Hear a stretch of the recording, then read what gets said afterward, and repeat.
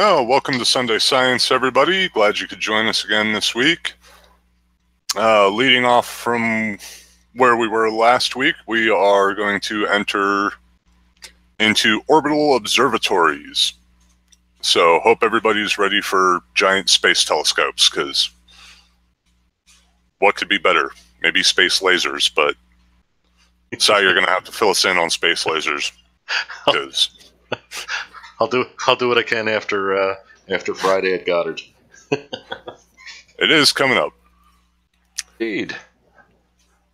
So obviously there is a tremendous number of observatories around the planet and millions of sets of eyes looking up at the sky each night to see what's out. And one of course, everybody this day and age now knows how awesome the Hubble is and how amazing the images that come back from the Hubble Space Telescope are. And unfortunately, I don't think enough people truly understand how some of this technology works, and even myself, I don't understand it as well as I would like to, but that's why we do fun stuff like this, and we take a look. Indeed. So, Hubble being the most famous of our space-based observatories, pretty much a classical Ritchie-Accretion, just incredibly large and in space, so it doesn't have to deal with the atmosphere and everything else. But let me know when you're ready to take presenting. Oh yeah, it'll just be a couple more minutes. Oh, okay. Just wanted to make sure I wasn't missing any of your imagery. I don't have a lot of imagery because this week we did do a user project, or a viewer project, I should say. So that's taken up a decent amount of time for the week. But it's easy to sit down and look at a lot of telescopes and a lot of pieces of technology and kind of look at it and go, okay, I get that. I see how that works. You look at a basic refracting telescope. You see how a lens bends light. You see the diagram, it makes sense. It's very logical. You look at a reflecting telescope and how it works and how you're bouncing light from point A to point B to point C to a focal plane. It makes sense. How do we look at light that we can't actually see? We know it's there. We're aware of its frequency. We use its frequency, and we oftentimes sit down and think that this light happens to make us magically look through things that we shouldn't be able to look through. Obviously, I'm talking about X-rays. Making a telescope to capture X-ray light is really, really cool. I know I throw that around a lot in this show, but science is really, really cool, and our technology is really, really cool. So I'm going to keep saying really, really cool for a while. I'm good with that. Oh, I'm glad. So when it does come to sitting down and making a telescope that allows you the ability to see X-ray light, why am I in the tiny little box? What did you do? You put me in the corner, Si. Jeez. Well, you have to notify me when you wish to present. Here you go. How's that? A little better? That's better. Knew you'd like it. So when we are dealing with, like I said, I know Hubble's a really awesome orbital observatory, but from my standpoint, Chandra is far superior in many ways. And the basic optic system is really what sets it apart from so many other generalized observatories. What you're looking at here is actually how it is that Woltar telescope functions, and it's an X-ray telescope. It's with normal refracting telescopes and reflecting telescopes, the mirrors actually absorb X-ray emission light, so you don't see any of that end of the spectrum. So you have to take a very different approach when it comes to different wavelengths. And when you get into X-rays, this seems to be the way that we're actually able to magnify and thus have a telescope looking at X-ray light. And this is what the primary inside the Chandra Observatory is. It's a double cylinder mirror set that is on a, it's exterior and interior. You can see, obviously, light comes in, bounces off the interior of one mirror, bounces off the, exterior of one mirror, then the interior of another mirror before coming to the focal plane. And with X-ray light, you need this kind of not straight-on light absorption. Like I say, there's a lot of things that I wish I understood about this, but I don't actually understand why it is that X-ray light functions in this fashion. I'm not going to pretend I do, but it's awesome. And so you have these two parabolic-shaped cylindrical mirrors that actually make up how it is that you're getting to a space telescope looking at X-rays. And right here, these are the actual mirrors that are in Chandra. They were launched in, what was that, 99, I think Chandra launched. One of the only other space observatories, actually, that we get the pleasure of viewing from the space shuttle. I think it was STS-93, actually. I could be wrong there, but I think it was STS-93 that put Chandra into orbit. And it's just a beautifully made machine when you consider how difficult it is to make a normal telescope. And then you look at how do you make an X-ray telescope. This technology is awesome. And the imagery doesn't always look exactly the way that you think it should look, but that is due in part to what the actual imaging array is.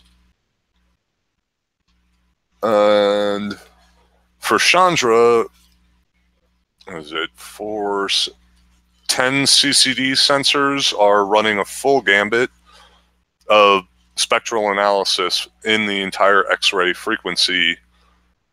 And if I can find it again real quick.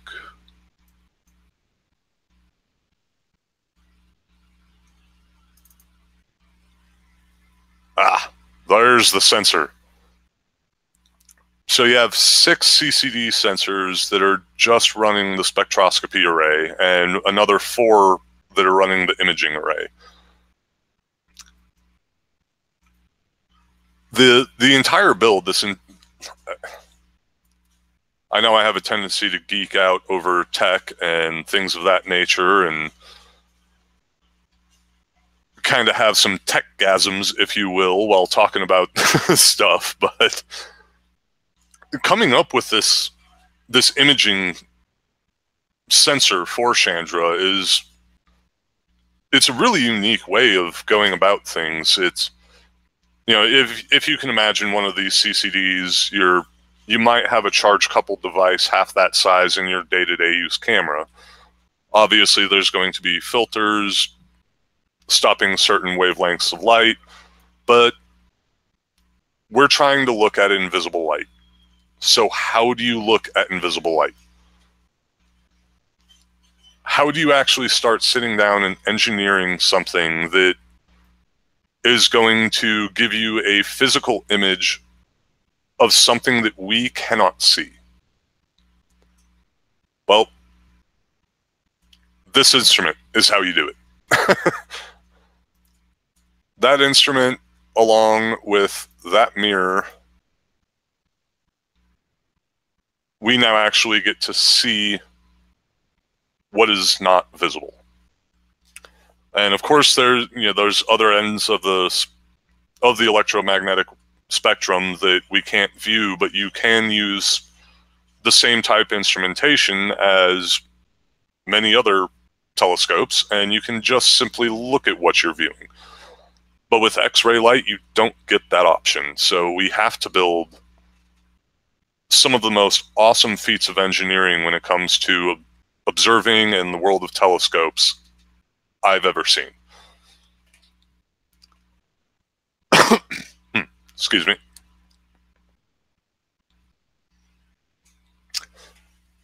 Comments don't seem to be moving along very much. You want to send me the link to those, Si? I don't know if anything's actually happening here.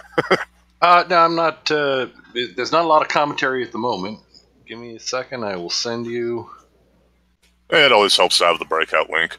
Yeah.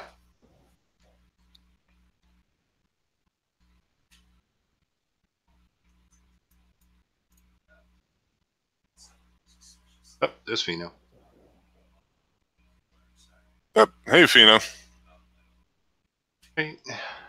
Wasn't sure. There's a lot of other hangouts happening right now, so... Yeah, that seems to happen. Completely understand. It happens. Seems to happen with frequency. Alrighty, there's the link, and let me paste it in for you.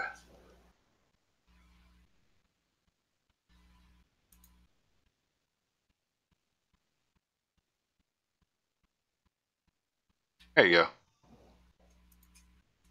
Much appreciated. I have no idea why I can never just see this.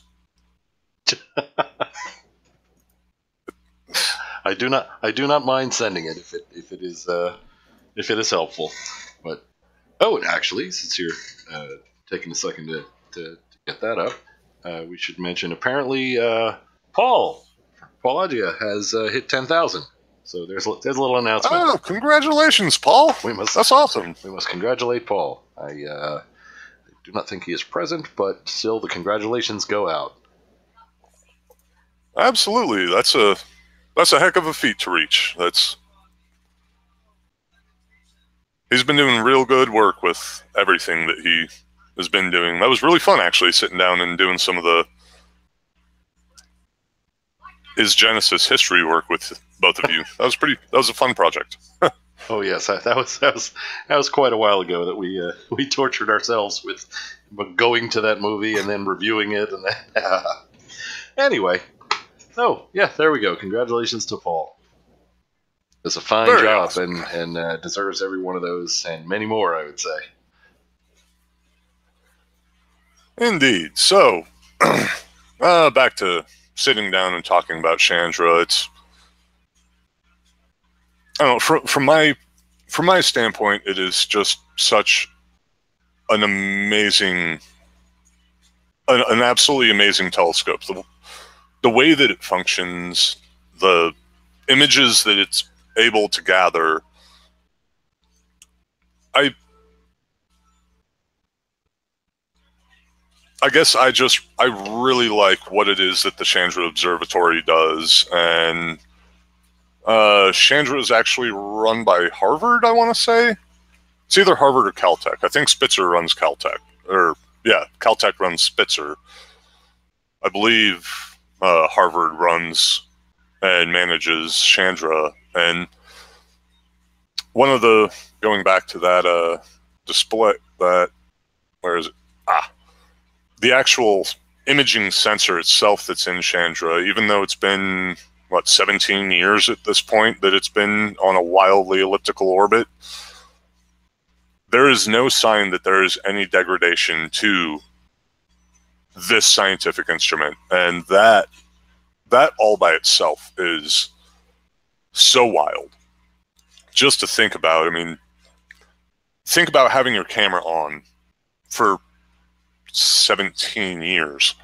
You would expect something to burn out. You would expect something to no longer function.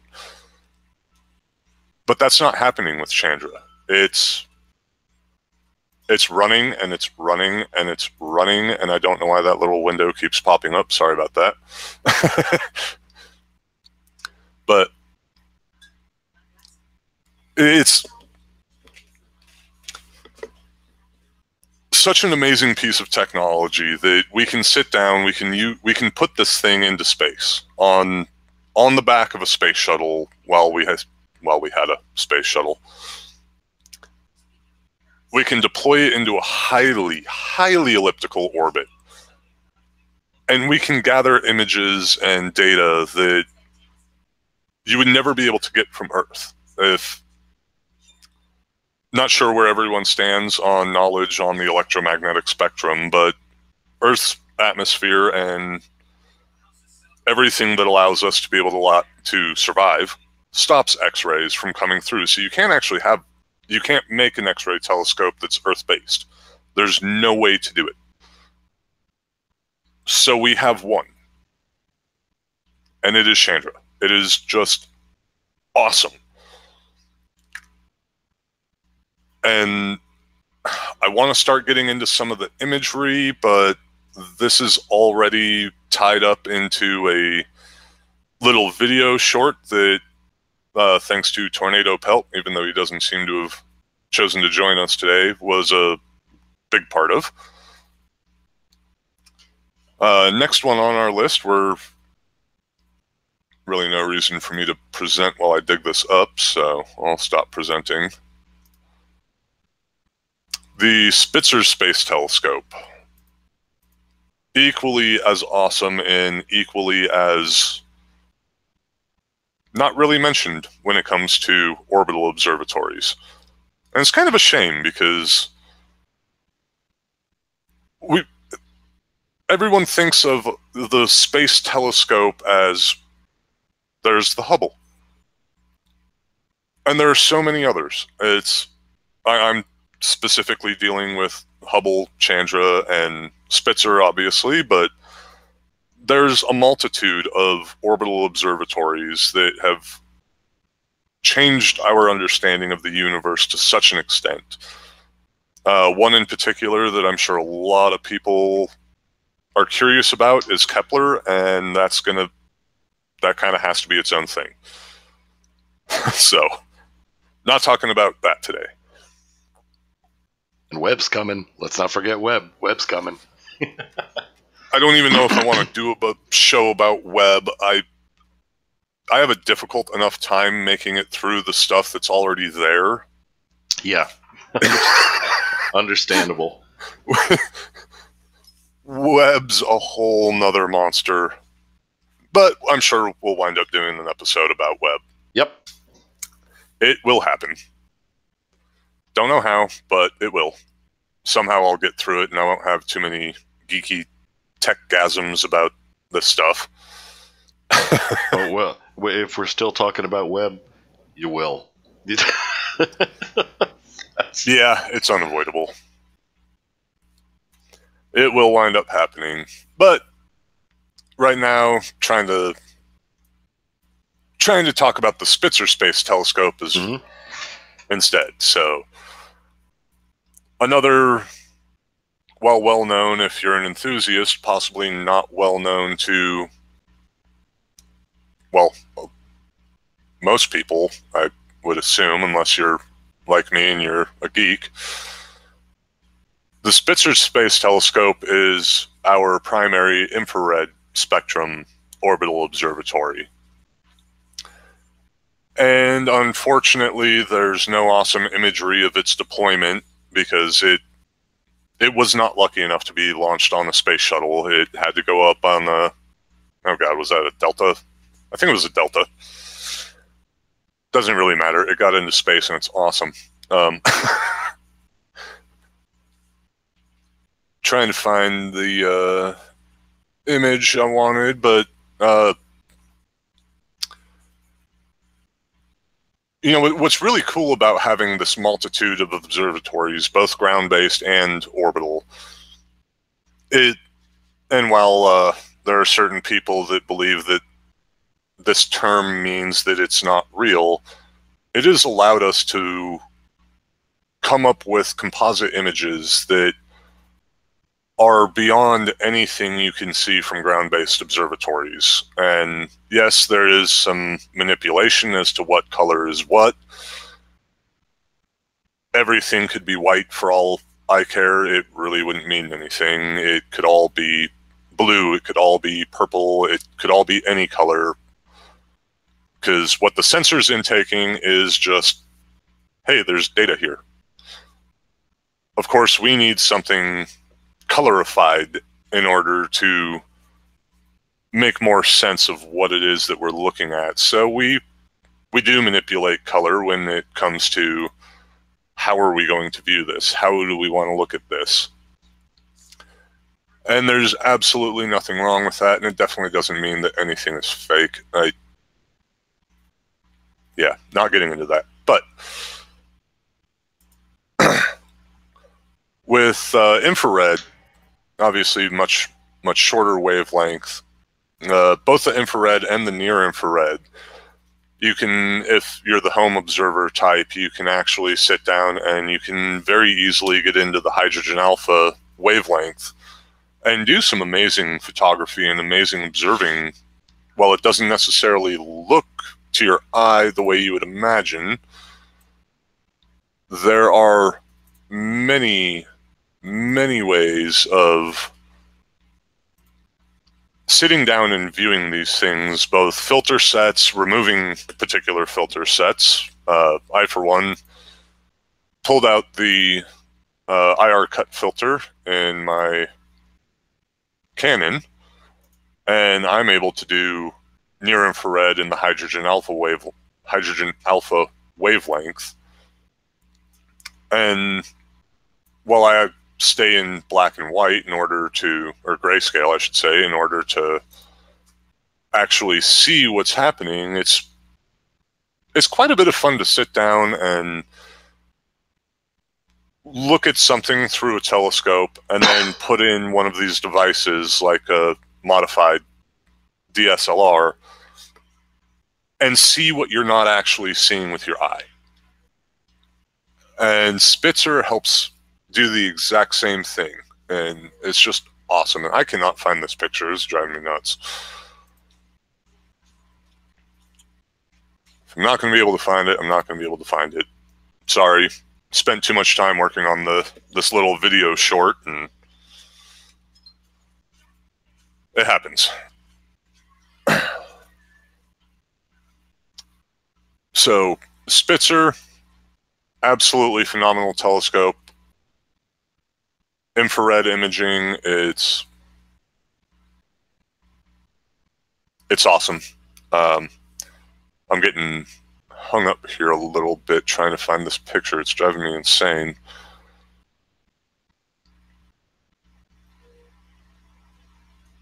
Anywho,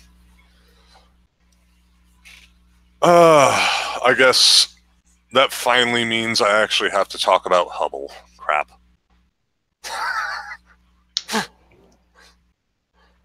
I think the coolest thing with Hubble and Sidetrack, I've talked to you about this before.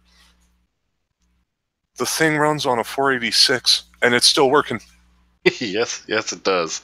Yes, it does still function quite well on a little 486. It's a great little computer. And it's the wheel mechanism. It's the whole inertial drive is amazing. With I can't imagine who did all the math necessary to give it all the axes of rotation it needs based on accelerating and braking rotating cylinders. That's amazing. It is. It's absolutely awesome. I have no idea how in the world anyone even came up with the idea for it, but it works. Indeed, quite well. And it's going to be working for quite some time. So, well, I mean, maybe not quite some time in the grand scale, but quite some time as far as how much time I'll be around. Well, I put basically everything that I was going to try and talk about into a video short, and I have no idea how in the world to keep getting up to an hour at this point. And you have not shared your science project with me for today. Well, that's because it's it's only about I don't know, maybe 40% to completion. If you're referring to the Van de Graaff generator. Indeed, I am. Well, the thing with that, I can bring you up to date if you like as to how far we've gotten. Hey, absolutely. An update is always better than nothing. Absolutely. The trick is well, there's the little fella. There it is. Yep. I'm presenting here. So see what's what. There you go. Yeah, there's a little fella. It's let's see. You can tell by the wrinkled sphere at the top. That is actually a large light bulb coated in aluminum foil. PVC tubing. That's an index card box at the bottom. The belt is one of those large rubber bands that you would use to hold an industrial garbage bag in an industrial garbage can.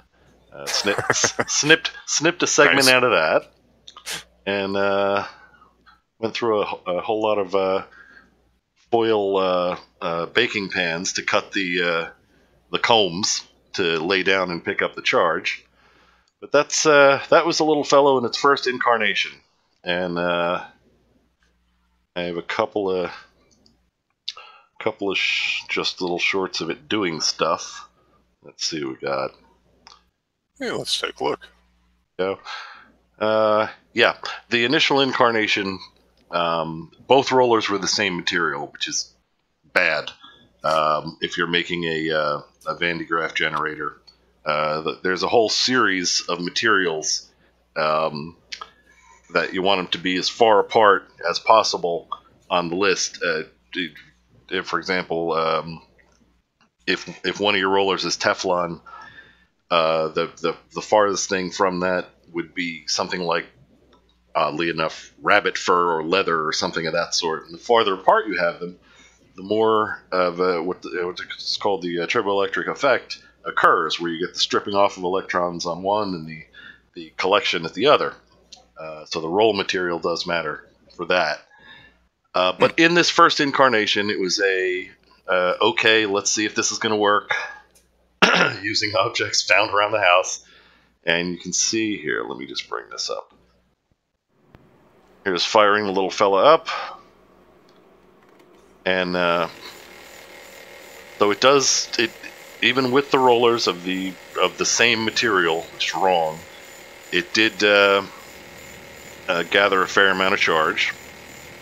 As you can see, it's lifting the tissue paper's kind of repelling from the like charge on the sphere. And if you remember a long time ago, not a long time ago, a while ago, one of the projects we had for parents and their young scientists was the little electrometer in a bottle. So I included. I just wanted, well, let's demonstrate there is in fact a charge going on, and it did as a little homemade electrometer is supposed to do. The little vanes repelled from each other and demonstrated there was a charge present. And then, of course, what everybody's going to get, the real reason anybody builds a Van de Graaff generator is so you can make little sparks. Right? So this is it up to just a few days ago. Now, changes... So Yep. What's in the guts of this? That I'm sure there are going to be many eager individuals wanting to make something. I know you're not quite ready maybe to put out the full-blown how to make it, but what's the basic of making this work? Well, yeah, it's no secret. I certainly don't mind. The basic concept is you have a rotating belt of an insulator. Rubber is good to use. Oddly enough, shower curtains can be cut into strips and made into a belt that works better But Really? yes, just so I'm permitted to sleep inside the house, I did not avail myself to that option. So you have a rotating belt around, ideally, rollers at the top and bottom of two different materials. Glass would be a good choice for the top one, and Teflon for the bottom. You have two combs at the bottom and the top. That it's what it sounds like. It's what it looks like a comb with many little pointed edges, and sharp edges just release electrons almost on their own. And you have those nearly touching the belt. The bottom one being grounded, you have the whole planet to supply free electrons, which is kind of handy.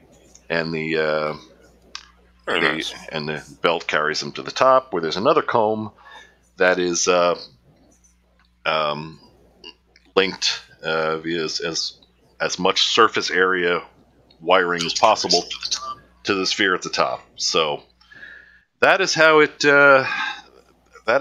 it accumulates electrons along the outside of the sphere. Now the inefficiencies in this one, you can see the wrinkled aluminum foil. That was because at that time I did not have a nice sphere of aluminum or stainless or whatever to use, and I wanted it for a simple one to be stuff that everyone could find around the house. Since that time, I did find a nice aluminum sphere. It's meant to be for gifts. You're supposed to stuff it with candy and give it to people. But anyway, so I wire brushed it till it's all nice and shiny. That's the new one. Other changes before we present this for any parents to build with their kids. The one thing I want to change is right now the drive motor came out of an old blender, which means it's running on wall current, and I do not wish to put out instructions for young viewers to build things that will expose them to life-threatening voltage and current. Indeed. The 50 to 90,000 we're getting out of this, that's extremely high voltage, but near zero current. So there's no real danger there. Yeah. But anyway, so that's the update up till now. Very awesome. So that's it. I hope I didn't eat up too much of your time there. That's the project to date, and as soon as it's wrapped up, there'll be a full video, and anybody that wants to make it can. And we're going to be using it in future experiments and demonstrations. So it never hurts to have a Van de Graaff generator around when you're talking science. Definitely, and didn't eat up too much time at all. Like I say, I focused quite a bit on making the video instead of making the show this week, so I don't have quite as much material to work with as I usually do, and while I could try and just come up with stuff on the fly, I don't have very good luck with that a lot of the time. So or we could babble incoherently. Oh, wait a minute, wrong day. That's Friday night. I'm sorry. Okay, carry on. Yeah, we already did that. Yes, incoherent babbling. I wasn't even able to make it all the way through Friday night. Understandable. I did, obviously, and I'm surprised anybody on the panel stayed. Anyway, so what would you like? Would you like the video that you and Tornado collaborated on thrown up, and you want to do the? Yeah, sure. Why not? Let's. Alrighty. Go ahead and throw that out there. If you wind up watching this later, Tornado, you did a great job pulling all of this stuff together, and glad to work with you and work with any viewer on a project. If anybody else would like to collaborate on a project, send a message my way or Si's way, and we'll get something figured out. Hey, look at the public chat. Alan Evans is making, well, it was a comment on the being worried about different voltages as being dangerous. However, the last line, a 600 volt DC, 600 volt, 500 milliamp, 6.3 volt at 90 amp. That, correct me if I'm wrong, Alan, is a tube power supply, is it not? Let me know. Alrighty. No, Emma, I'm not working on any death rays that you know of. Not that he can say. All right. Well, you can't be an evil, maniacal genius and tell people your plans until they're ready. Of course. Jeez. All right. Let's bring up the vid. Here we go.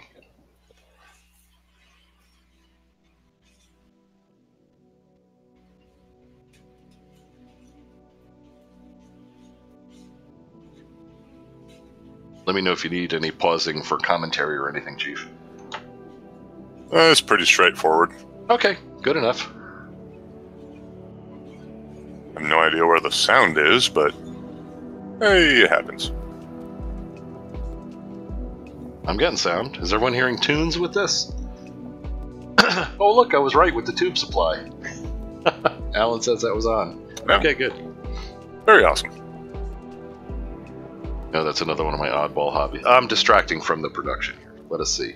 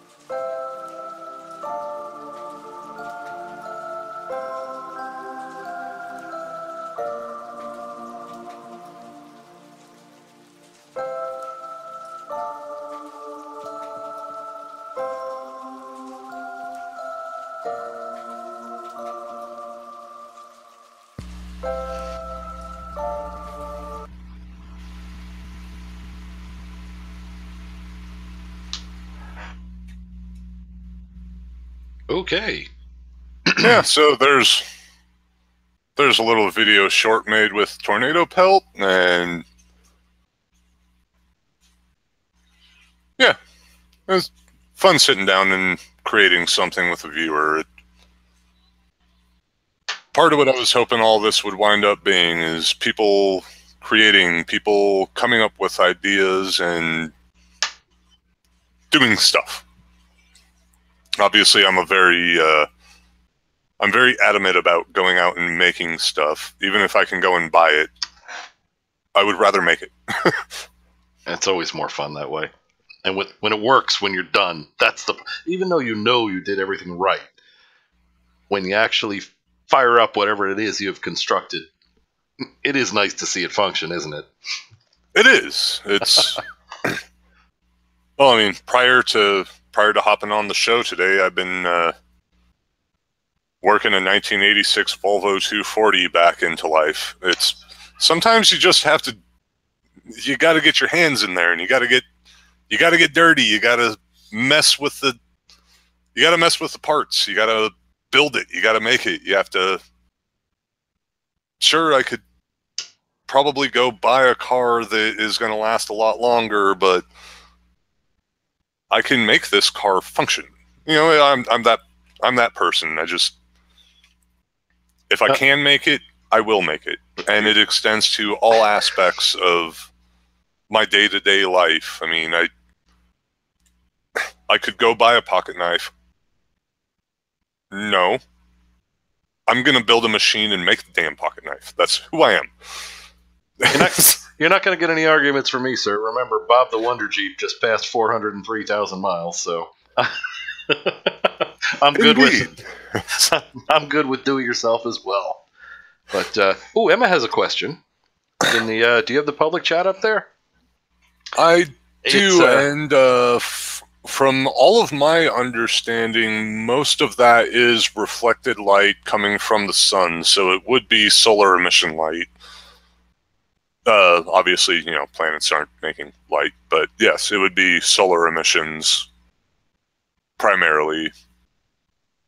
Ooh, caveat to that, though. What if we expand the definition of light to the wider electromagnetic spectrum?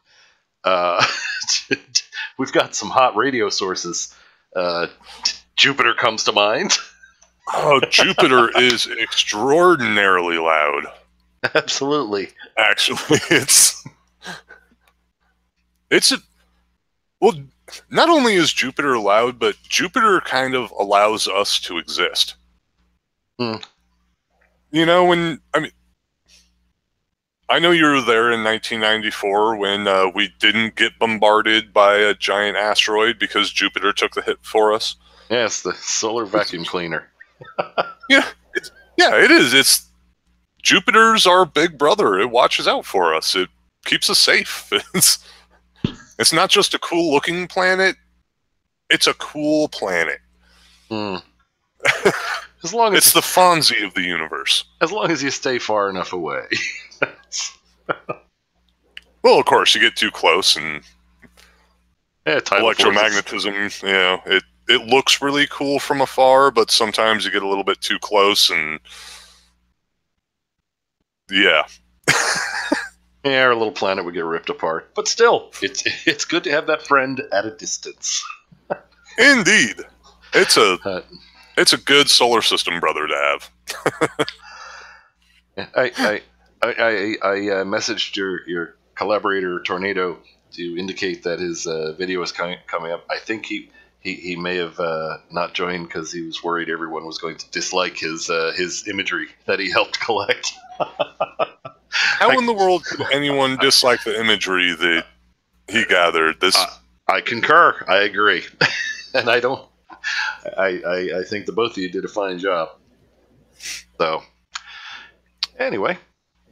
Well, all right, back to you. If you're out and about somewhere, Tornado, go ahead and shoot me a message. You know how to get a hold. You know how to get a hold of me. So I think he did an absolutely phenomenal job pulling all of this imagery together for our little video short, and it was a lot of fun learning how to actually make a video and put that all together. So if there, like I say, if there are other collaborative ideas that people are interested in, if you want to get a little experiment put on the show, you are more than welcome to send me a message or Strike a message, and we'll figure something out and make it keep happen. sciencing.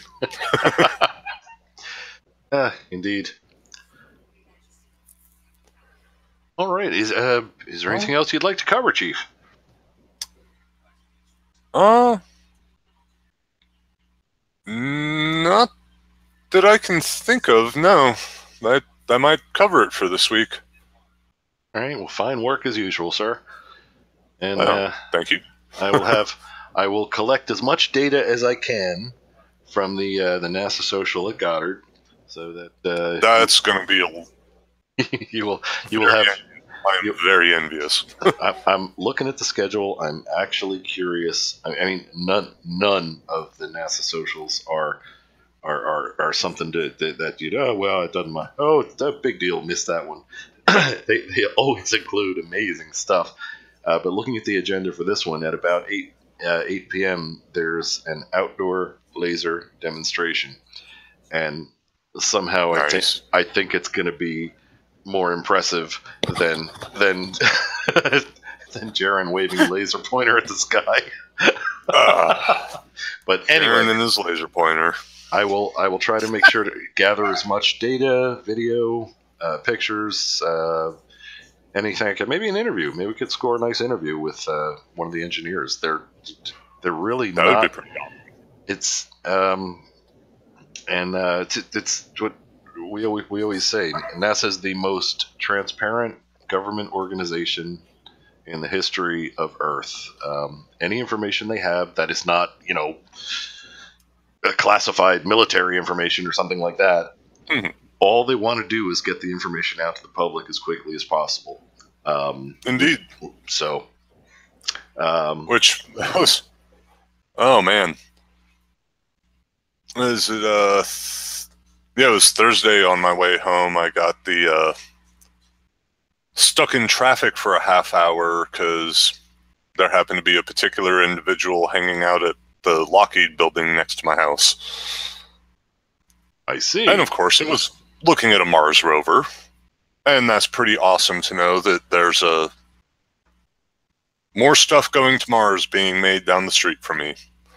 I might not be close to Goddard. I might not be able to go and do some of the fun stuff that you get to do, but we're making stuff that's going to Mars. Absolutely. And there's and remember, there are these NASA social events all over the country. I would advise to just Google NASA social. It'll take you to NASA's website where they list them all. And anyone that sees one, if you're active on social media with, guess what, Andy, you are. Really? Yeah, you pick. You look for one that's close to you, and pick that one, and you fill out the form right there. It takes all about 5 minutes. Be honest, but talk yourself up a little. Mention the good things you do and the reasons you're doing it. That the importance of science and education and. It would be a blast to go up to the Ball Aerospace facility. The one in I don't know how many places Ball Aerospace actually exists, but they're about a 40-minute drive away from me here in Denver, and sitting down talking about space observatories, Ball Aerospace is the one. They're making the glass.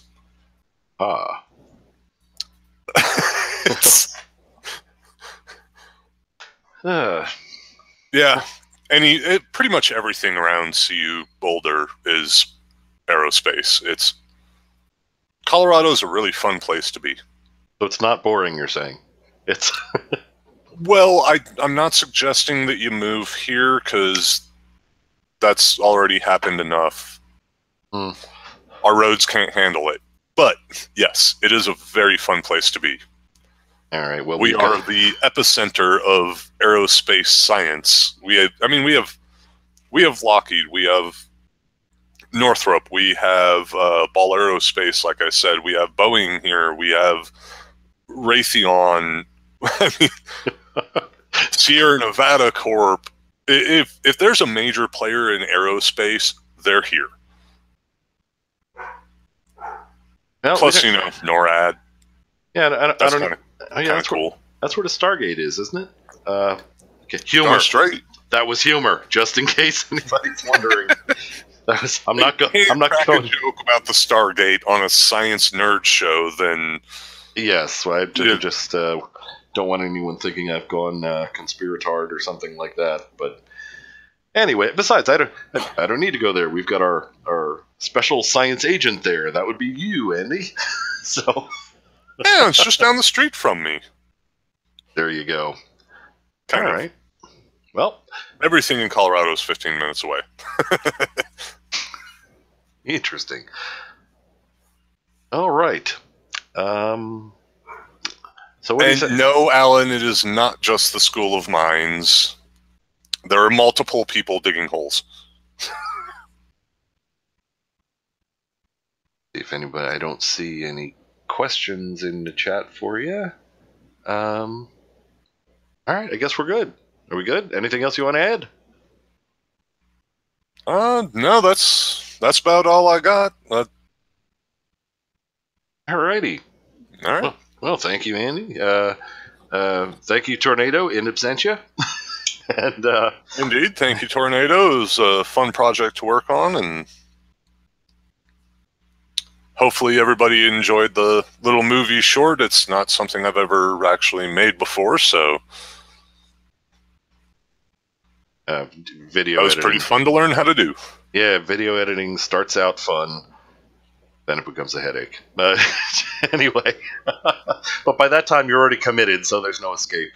All right. Right.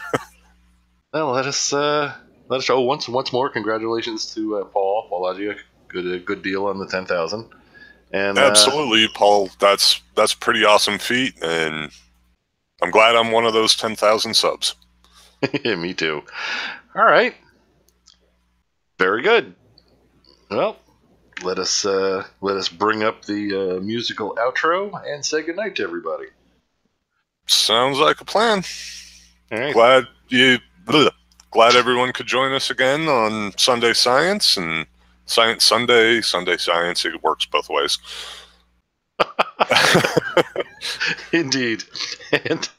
And thank you, Andy, for doing all the research you do for everybody every week. All right. Well, you know, it's. I think it's fun. So. Yeah, that's when it's the best. When it's something you like doing, it does come across. All right. Here comes Andy's nice outro. Here we go.